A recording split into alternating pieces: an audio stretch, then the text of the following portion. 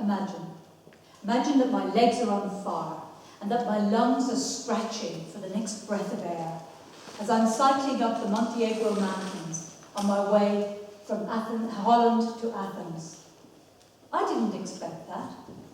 Or when I bought a flat with a chap that I found in an advert on the Sunday Times.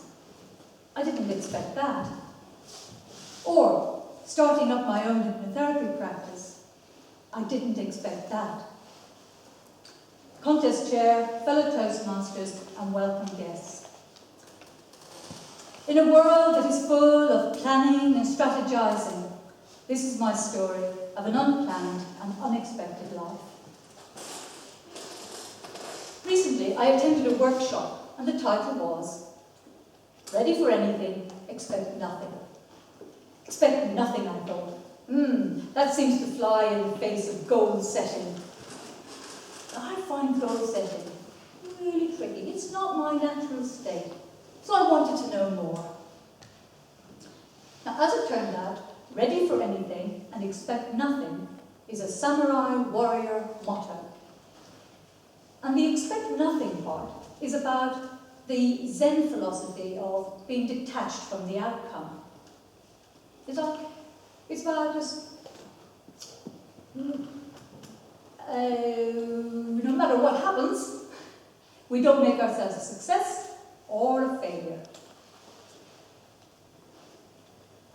The purpose of the workshop was for us to discover our inner resources, to identify how they played out in our lives, and to realise how these inner resources would allow us to be ready for anything and expect nothing.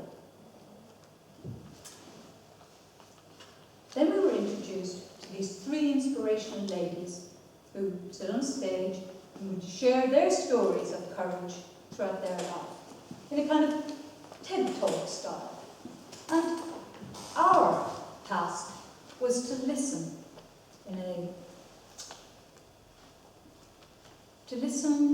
with compassion and in a non-judgmental way. A little bit like Toastmasters evaluation style. And to look out for where their resources had allowed them to live their lives and to make it through their lives.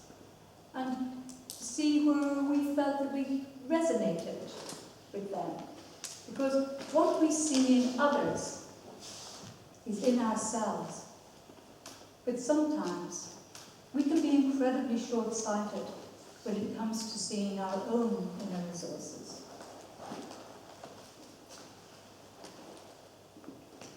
And as I sat there, listening to the stories being unfolded, the lady which I'd held in the highest esteem, because I'd heard her talk before, she was about the same age as myself.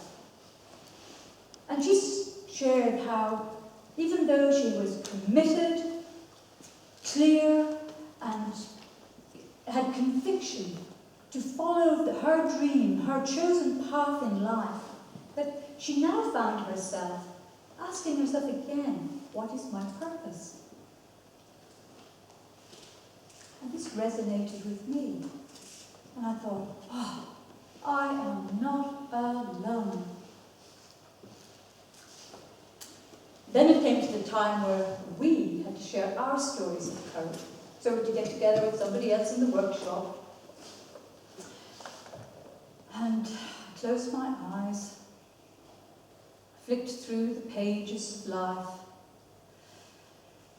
looking for a story of courage, cycling from Holland to Athens on my own, buying a flat with a stranger, setting up my own business. No!